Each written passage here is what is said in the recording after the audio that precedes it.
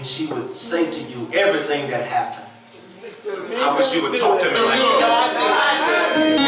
Everything that happened to me that was good, God did. Man, that's enough. This feel like a running monkey right here. I ain't messing with you right now. I do understand. It's all right. Don't do that to us, Dickie. We haven't practiced running yet. We don't have a route down just yet. Sometime.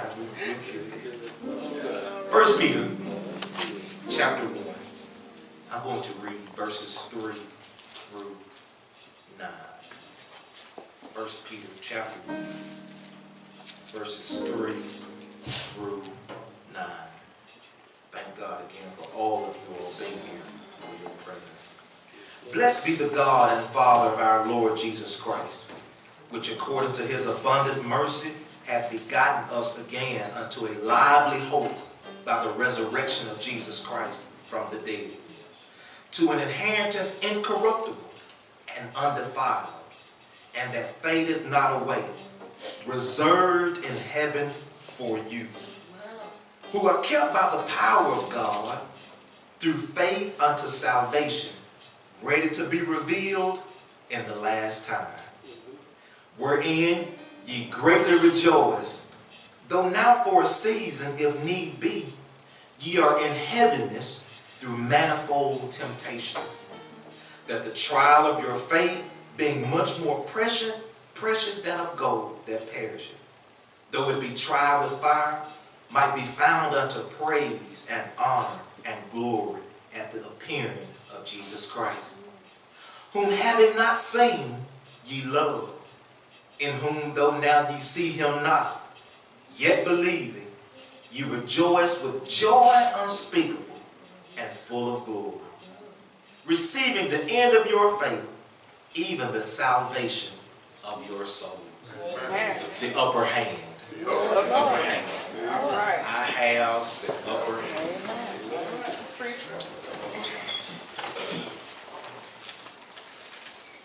There are some different views in life that some scientists and people who study religion, study life on a more in-depth career, more in-depth lifestyle. There are some views that people have in life about Christianity, about how we live, about how we exist in the world. And I'd like to give you some of those views today. As we look at these views, I want you to take note as to which view you fall in. Because all of us are part of one of these groups. So as you hear these views, I want you to think, which view do I have?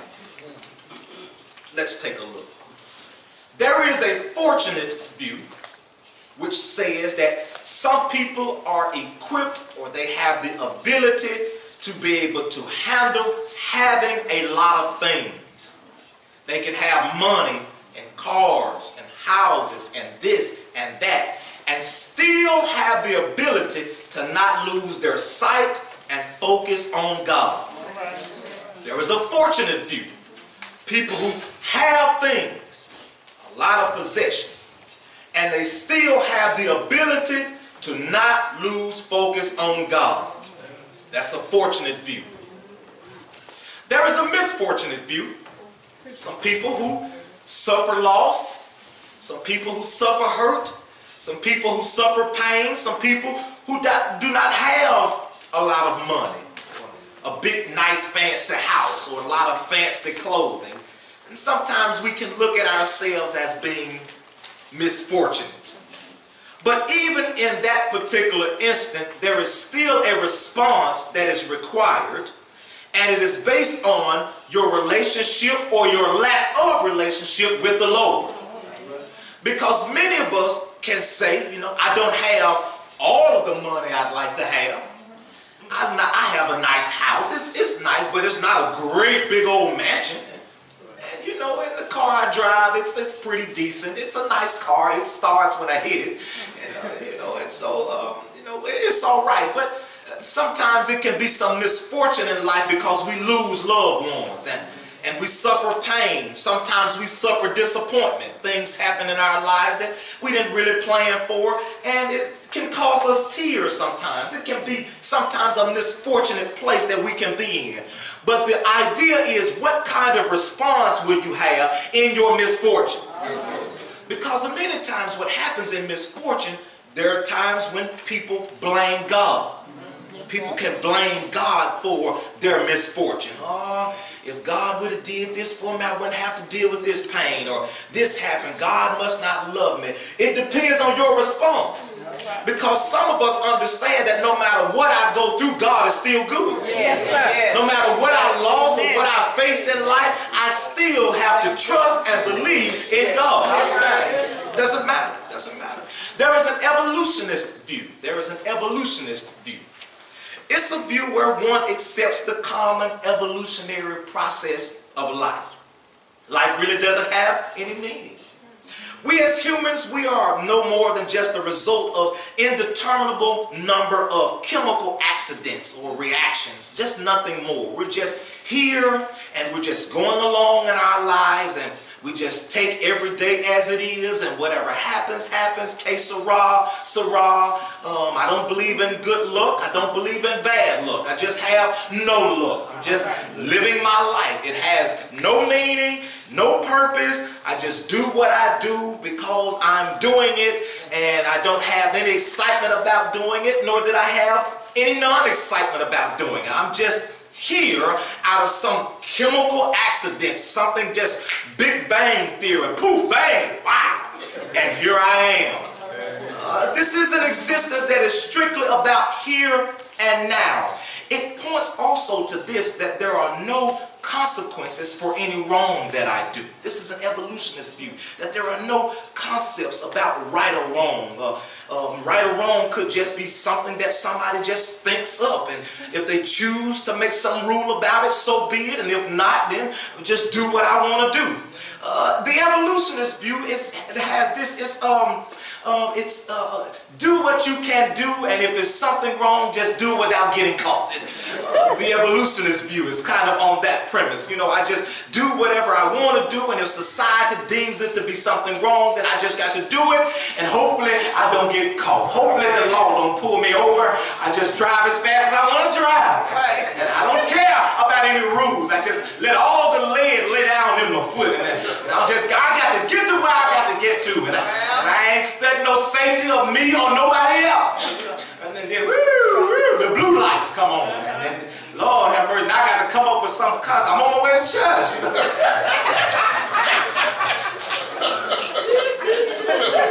He's just breaking all the rules, Lord have mercy. The evolutionist view, though, doesn't deem there to be any right or wrong, doesn't consider there to be anything that holds me into a particular place. I just live my life as I live my life. But there is the Christian view, the Christian view. It believes and feels, the Christian view believes that the world and everything and everybody in it are the creations of God. Christians, we have been put on this earth for the purpose of serving, for the purpose of loving, and for the purpose of praising God. There are eternal standards. This is the Christian view. There are some standards to right and to wrong. There are some things we've got to live up to. And the Christian view thinks that we'll bear some consequences of our choices. If we choose wrong, as the Bible would say in Galatians, don't be confused. God is not marked. Don't be confused that whatever you put out is coming back. Whatever a man soweth, that shall he also reap. So this is the Christian view. We believe that if we do good, good is coming back to us. If we be a blessing to other folk, then blessings will come back to us. This is the Christian view. It is a great gamble. It's a great gamble. It's a great gamble going on in life, because the atheist view, or the evolutionist view, the atheist view is one that is held because they don't consider it to be a God. They don't consider it to be a spirit world. They don't consider any other dynamics going on in our life. They just take their life as is. They don't have any regard to Christianity or to what God can do in a person's life. They will simply take coming out of an accident that should have caused my life. They will simply take it as an act of just some scientific thing, that because the car turned one way over and then turned the other way, that you were able to get out and be all right. But we here know that there is no way we could have gotten out of what we got out of unless God was working on our behalf. But the atheists, they believe that I can just live good. I can help people financially. I can help people physically and do my little charity giving. I can help mankind be better. I can go throughout my life with no real meaning and not really being bothered or not being concerned about what's going to happen after I am gone. The evolutionist or the atheist view believes this, that it's not really any reason for me to do anything purposefully in life, because once I'm gone, then nobody will remember me. It won't matter what I've done in life, because once I'm out of here, it's just all over. I'm just a consciousness that now has closed my eyes, and that is the end. There is no life after death. They think that because, I just approach life at just any old day. Like I just take whatever happens to me. And if it's good, I take it. And if it's bad, I take it. I just don't have any thought process. The needle never ticks up or never ticks down. I just go throughout my life living like I want to live. The great gamble is this: if you are wrong, Lord have mercy. When you close your eyes on this side of life, and if you are wrong about there being no God, what great trouble you will be in. If you are wrong, just so happen that if you didn't make the right choice, and you died on this side of life, and you decided you were not going to serve God, I didn't think God existed, and you closed your eyes and your consciousness, and then you woke up on the other side and discovered there was a God. What a great gamble that must be. What a great gamble that must be. But us Christians, we live a certain life, and we don't consider it to be a great gamble because I'm in a no-lose situation. I can't lose in this particular situation. Why is it that you could lose? Because I have somebody who I believe and trust in on this side of life. That means that whatever pain, whatever suffering I'm in, whatever things I got to deal with, I got somebody I can always go to. We've done it here in the sanctuary today. We come down to the altar. We brought our problems. We brought our issues. We brought our burdens. We listed some folk who need some prayer. We listed some folk who lost loved ones and they need something from God. The great joy we have is we can always go to God and take all of our burdens to Him. He knows how to handle us. It is a no-lose situation because even when this life is over, Lord have mercy. When I'm done serving on this side of life and I'm going to study war no more, I lay down my burdens at Jordan River. I got a Savior who's going to meet me there. I can go on to meet Him on the other side. It is here now, it is here that I can live in peace, even though there may be chaos all around me. I am able to live in peace because I know I'm in a no-lose situation. So I have lived a life that has had rules and regulations. I have lived a life that I have called on God and I have worshiped God. I have lived a life that has had some structure and some meaning to it. And now when this life is over, I've got a better place I can go to. I've got somewhere I can go where there'll be no more crying, be no more dying, be no more weeping, and be no more trouble and pain and issues. I can go to a place that is perfected and that is waiting on a perfected people. So in 1 Peter, in the text today, Peter now is writing because he sees some issues about when people are suffering.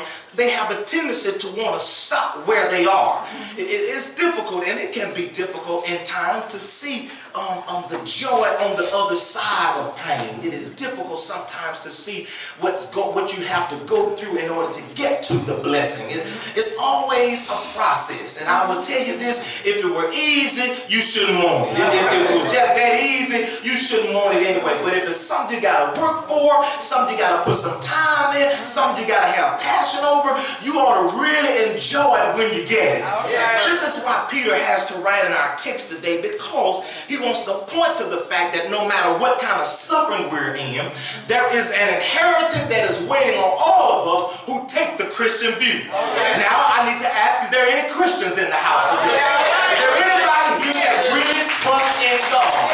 Anybody in here that know you love God, no matter what you're going through? But I love Jesus anyway. This is the view we got to take, because Peter said for everybody who loved the Lord, they got an inheritance waiting on them in heaven. It's not something that somebody's going to be able to come in and steal. It's not something somebody's going to be able to come in and take away. It's not something that's going to lose its luster and lose its glow over time. It's not something that, you're going to appreciate for a week and then after that, it's just whatever. This is an inheritance that he says is incorruptible. It's something that won't decay. It's something that will never lose its value. Because if you're like me, Lord, if I had to work through all the mess I got to go through down here, ain't no way I'm going to take for granted getting up there. If you got to put in work and time and pray, go through stuff and up and down, then to get to heaven, when I get there, all I want to do is praise Him. All I want to do is lift Him up. All I this because Peter now is writing to the Babylon. He's writing in Babylon. He's writing to the Jews, and he's telling them this thing that you work for, this incorruptible crown, this thing that is undefiled. It does not fade away, and it is reserved in heaven for you. That means that God has something in heaven waiting for everybody who claims the Christian view. You don't have to worry about when you get there, will somebody else have your stuff? No. You don't have to worry that when you get there, will I be able to find it? No, he's got it reserved for you. You know what reservation is. You know what it means. It's when you got something, you know, like when you're just about to get down to the last part. Well, let me pull out the reserves. I wish I could go here. Let me just indulge, just privately, just for a moment. When I was a child, we would, Sister Bernie, we would go to the all-you-can-eat buffet. And this is what my mom and dad, they would take us to the all-you-can-eat buffet. Because my dad was a preacher, and you know, he preached all over the place. And so we're all up and down the highway, just traveling here and there and there and here and here and there. Just got us there. And every now and then we stop at the buffet, at the all-you-can-eat restaurant. And so we'd sit there, we'd eat, we'd just have us a good time. My mother and my father and my sister and I, and we just eat what we could eat. And when we got so much to eat, and then we discovered maybe we got something on the plate that we can't finish. And my mother, she would take out, Lord, it's being recorded, look. She would take out a little piece of napkin or take out a foil, and she put a couple of them chicken legs in the foil. I wish y'all knew what I'm talking about. And she'd wrap it up for later on. I'm going somewhere with this. She'd wrap it up, you know, just put it. We go, Mama, what you doing that for? Why you taking that? But be quiet. Be quiet. And put it down in the purse. You know, it's in the purse now. It's in the purse now. It's there. And we've ridden miles and miles. I'm going somewhere. Miles and miles that went by. And we sleep and then woke back up again. And sleep again and woke back up. And after a while, somebody's stomach gets to break. I'm going somewhere with this. You know, and you don't see no stores in sight. There ain't nowhere to stop and nothing to eat. I wish we had. Mama would reach down. I'm talking about reserve. I'm talking about something reserved for you. She reached down in that purse and pull out. Oh, you talking about the best smile on your face when the reserve come out. This is what God said. I got something reserved for you. You don't have to worry. It's here and it's waiting on you. And just when you think you can't take anymore, just remember you got some reserve. You got something waiting on you. Peter says it's something reserved for who? For those of us who are kept by the power of God. You know you can't keep yourself. You know you can't do anything on your own. It's only the power of God that has helped you to even be in this place we're in right now. It was not. If you look back over your life, and this is why we have to tell God thank you, because if you go back and check your record, you know there's some places you should have been wiped out. But God's grace and His mercy and His power will hold you in place every time. And so He says that there is an inheritance in heaven on reserve for everybody who is kept by the power of God. Oh, but get this. He said this is why we rejoice. We rejoice because even though you may be suffering right now, here is what you've got to understand. In this life, suffering is a part of it. Now, as we spoke to you in Sunday school this morning, I'm going to close. As we spoke to Sunday school this morning, we had a perfect utopia, a perfect world, somewhere where sin did not exist. No devil around to tempt me and make me do it. And then I didn't even have my own crazy, silly mind to have me curious about what I would do and could do. It was just a perfect world. We only live to serve and please God. But now when sin enters the world, sin brings suffering. It brings heartache. It brings death. It brings pain. It brings crying. It brings loss of loved ones. It brings accidents on the highway. It brings strokes and cancer and different kinds of disease. Sin in the world brings a whole lot of mess in the world. It brings stuff that you didn't really account for. It brings some heartache at night. Sometimes sin will bring heartache in the church because everybody that come here hadn't really just been delivered from sin. Some folk coming here with some bad attitudes. I wish I could talk to you like I can talk to you.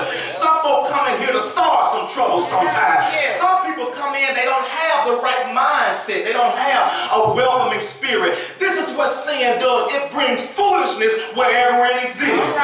Sin comes to make your life a miserable place to be in. It brings you to a place to where it wants to push you in a view to where you consider maybe there is no God. Maybe I should move my view into another place. Maybe I should live in another sect of life. Sin comes to push you further and further away from God. And sin then brings suffering on. And suffering is many times what we do not understand, because I've got to go through this and I've got to deal with this pain. I've got to put up with this, and I don't feel like it, God. I don't want to put up with it. And why I got to go through this? But Peter says, don't think it a bad thing because in a season that you're suffering. He says, change your focus and your view to the fact that you have a reserve in heaven.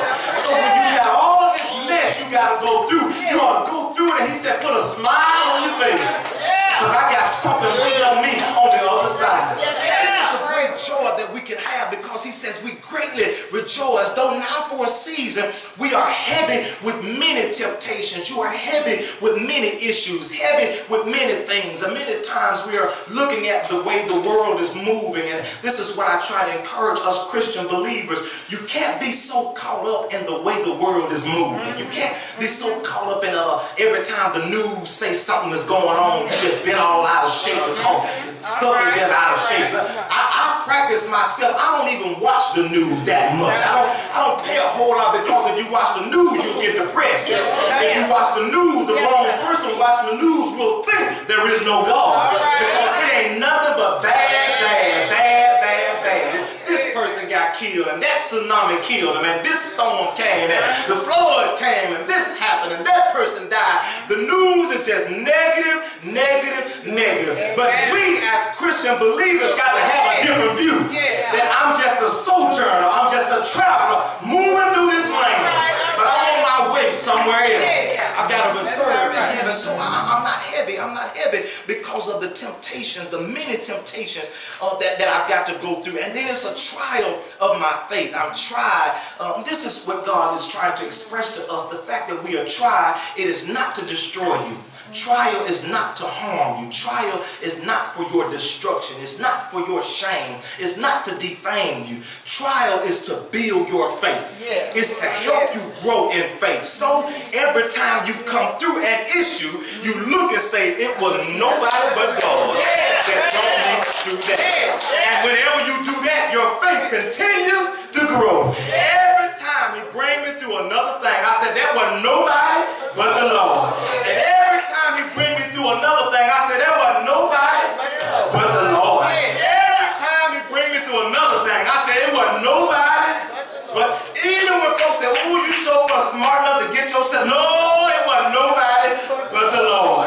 Oh, you had a whole lot of money, you bought your way out of, no, it was nobody but the Lord that brought us through all of our troubles, brought us through all of our pain. He tries our faith to make us something that we could not buy, something that gold is not more precious than, because our faith and what we believe in God is what moves us to the place that we can always receive the blessings God wants us to have. Then the great joy, he says, because now he's got to speak to us in 2018. He's got to speak to us about how having the upper hand is so much an advantage for us. Because now, listen, get this. We serve a God who we have not seen.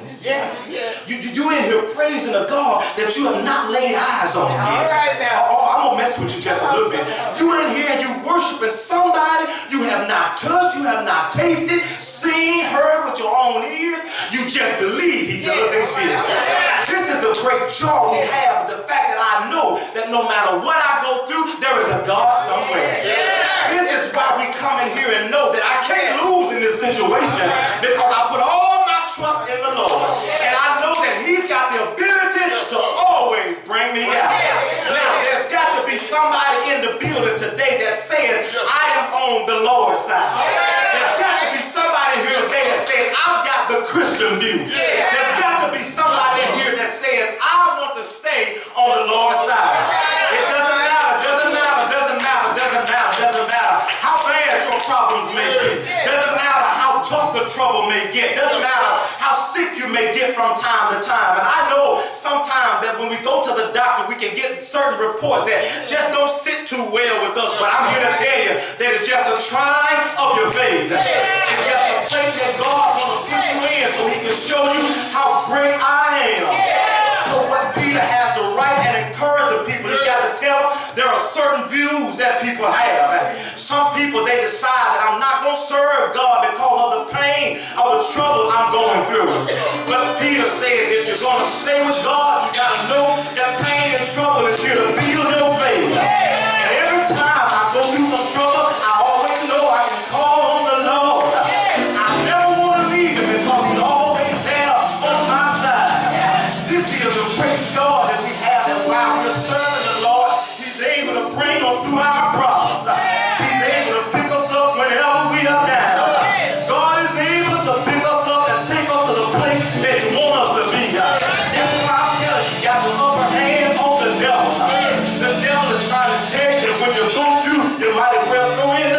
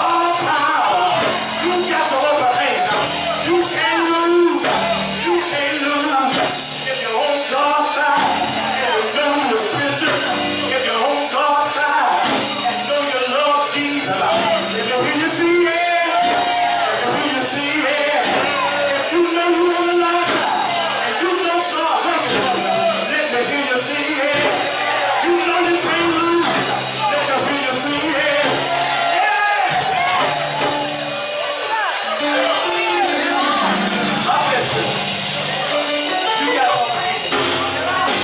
You got the upper hand. You got the upper hand. You got the upper hand. Ain't no way you can lose. Ain't no way you can be defeated. It may look bad. It may look like you won't win. But you got the upper hand. You got a way you can always come out. And always be victorious. And what's greater example than in the man, the personhood of Jesus Christ. When they thought they had him there, just where they wanted him. But when he got up out the grave, with all power, he didn't just take the upper hand himself. He gave you and I the upper hand. That means no matter how it looked like the devil got you pinned down, God got a way of shifting and always making you come out. You always come out on top. That's a blessing. That's a blessing. And I know I've got the upper hand. So what the writer says is regardless of the season that you're in, that may be a season of suffering, he says rejoice. Rejoice. Why? Because in the previous verse, I got some waiting on you. I got some for you. I got a gift. You know you like gifts. Don't play with me now. Who don't like gifts? You know you like gifts. And don't let it be what you really want. So you're asking for it. You wanted that certain color and a certain size. You know you want it. And when he come in with the thing you wanted, he the best thing since life. He said, rejoice when you're in suffering because I got some reserved for you. I got some chicken legs wrapped up. I got some chicken legs down in the purse. And just when you get home,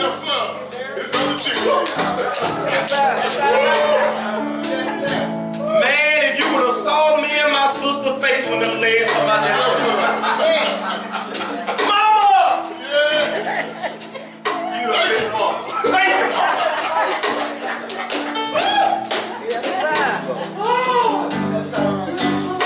Thank you, mama. When he pull out that reserve, the doors of the church are open. You can come back. You got time. Yes, Lord. When he pulls out the reserve, because many times what happens in suffering, we can get down so low in our juice and our energy. You just keep taking a beat. You keep taking some push. You keep taking it. And somewhere you're going to need something while you're here on earth. That's why he says in the other verses, when I take you through these things and bring you out, that's to build your faith while you're here. Thank you, Lord. I'm going to show you that no matter what the devil do, you're going to always win. I'm going to show it to you. So he puts you in a certain position, a certain situation. He'll get your back to the wall. And you go, Lord, ain't nowhere else to go. And when he bring you out, I did it because I want to build your faith while you were here. So the next time you go through another thing, you ain't got no word. He did it before. I ain't even worried. He'll do it again. He got to take you through so he can put it on your record. He got to, but he don't put it on your record. But let me check God's record. Let's see, he did it last month. He did it 2 years ago. He did it 6 years ago. He did it 48 hours ago. I mean, he just keep on doing it. So when he does that, my faith just grows. I know God is able. I know he can do it. This is what fills me to go on from now. I just get happy. Well, let it go. I'm all right. I got the upper hand. I'm going to win anyway. Do what you're going to do, then I'm going to win anyway. You're going to win. You got the upper hand. And then he says, regardless of what you may have to go through in this life, you may not have a whole lot of money here. You may not get the best car here. You may not get the biggest house here. You may not ever be famous on this side. He said, but if you hold on, that's what he says. I got an inheritance for folks who have not even seen me yet. Yes, sir. Thank you, Lord. I got some for some people who hadn't even laid eyes on Yes, me. sir. Yeah. And we willing to come here and thank him and praise him, and we hadn't seen him. He said, I got something that won't fade away. And it's waiting on you when you get here. So when we get down to the river to study one on one, when we get there to lay our burdens down, we can be met at Jordan River. One song said, Jesus is going to meet me there, and Jesus is going to help me. He's going to help me to cross the sea. God bless you today. God bless you today. You see there enough.